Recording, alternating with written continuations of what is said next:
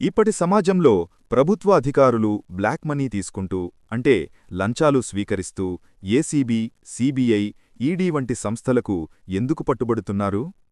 ఈ విషయాలకు సంబంధించిన వార్తలను మనం ప్రతిరోజూ పత్రికల్లో, వార్తా ఛానళ్లలో, అలాగే ఆండ్రాయిడ్ మొబైల్ ఫోన్లలో చూస్తూనే ఉన్నాం. ఇలాంటి అక్రమ కార్యకలాపాలను ప్రభుత్వ అవసరం వల్ల వారిలాంటి పరిస్థితులకు లోనవుతున్నారు. కొన్ని సందర్భాల్లో పనులు త్వరగా జరగాలనే ఉద్దేశ్యంతో ప్రజలు అనవసరమైన మార్గాలను ఆశ్రయిస్తున్నారు.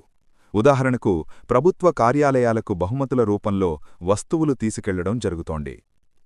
మరోవైపు కొంతమంది తీవ్ర నిరాశతో అతితీవ్ర చర్యలకు కూడా పాల్పడిన ఘటనలు ఉన్నాయి. తెలంగాణలో ఒక వ్యక్తి అధికారిపై పెట్రోలు పోసి నిప్పంటించిన సంఘటన దీనికి ఉదాహరణ. ఈ బ్లాక్ మనీ సమస్యను నివారించడానికి నా వద్ద ఒక ప్రత్యేక ఆలోచన ఉంది. దానికి ప్లాన్ ఆఫ్ సర్వీస్ అనే పేరు పెట్టాను. అదేమిటో ఇప్పుడు వివరంగా చూద్దాం. దరఖాస్తుదారుడు తన ఇంటి నుంచే అప్లికేషన్ ఫామ్కు అవసరమైన అన్ని ప్రభుత్వ జారీ చేసిన పత్రాలు, ఆధార్ కార్డ్, రేషన్ కార్డ్ వంటి డాక్యుమెంట్లతో ప్రభుత్వ కార్యాలయానికి చేరుకుంటాడు. అక్కడ సంబంధిత ప్రభుత్వ అధికారికి అవసరమైన వివరాలన్నీ సమర్పిస్తాడు. ఈ మొత్తం ప్రక్రియను ఆన్లైన్ అప్లికేషన్ ఫామ్లో నమోదు చేస్తారు. అప్లికేషన్ ఫామ్ చివర్లో కన్ఫర్మేషన్ అనే ఆప్షన్ ఉంటుంది. దరఖాస్తుదారుడు అందించిన వివరాలు పూర్తిగా నమోదైన తర్వాత కన్ఫర్మేషన్ ప్రక్రియ కొనసాగుతుంది. ఈ సమయంలో అప్లికేషన్ ఐడి నంబర్తో కూడిన క్యూఆర్ కోడ్ దరఖాస్తుదారుడి ఫోన్ నంబర్కు అనుసంధానం చేయబడుతుంది. ఈ దశలో దరఖాస్తుదారుడు ప్రభుత్వ కార్యాలయంలో ఎటువంటి చెల్లింపులు చెయ్యాల్సిన అవసరం లేదు. ప్రభుత్వ అధికారి కన్ఫర్మేషన్ ఆప్షన్ను పూర్తి చేసిన వెంటనే సంబంధిత ప్రభుత్వ సర్టిఫికేటు రూపొందించబడుతుంది. అనంతరం దరఖాస్తుదారుడు తన ఇంటికి వెళ్లవచ్చు. ప్రభుత్వ కార్యాలయంలో అధికారులు 1 గంటలోపు అప్లికేషన్ ఐడికి సంబంధించిన క్యూఆర్ కోడ్ను పంపిస్తారు. దరఖాస్తుదారుడు ఆ స్క్వేర్ ఆకారంలో ఉన్న క్యూఆర్ కోడ్ను స్కాన్ చేసి ఇంట్లో నుంచే అవసరమైన ఫీజును ఆన్లైన్ ద్వారా చెల్లిస్తాడు.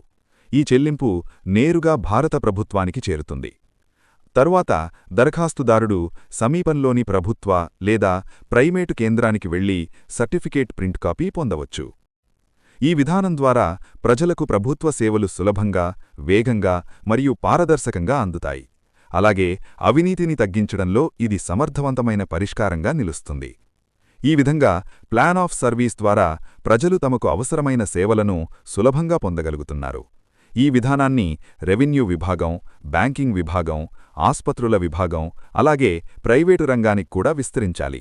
ఈ ప్లాన్ ఆఫ్ సర్వీస్ను అన్ని రాష్ట్ర ప్రభుత్వాలు మరియు భారత ప్రభుత్వం సమగ్రంగా పరిశీలించి తక్షణమే అమలు చెయ్యాలని మనం కోరుకుంటున్నాం. స్వాతంత్ర్యానంతరం అవినీతిపై కూడా పోరాటం అవసరమని మహాత్మాగాంధీ భావించారు.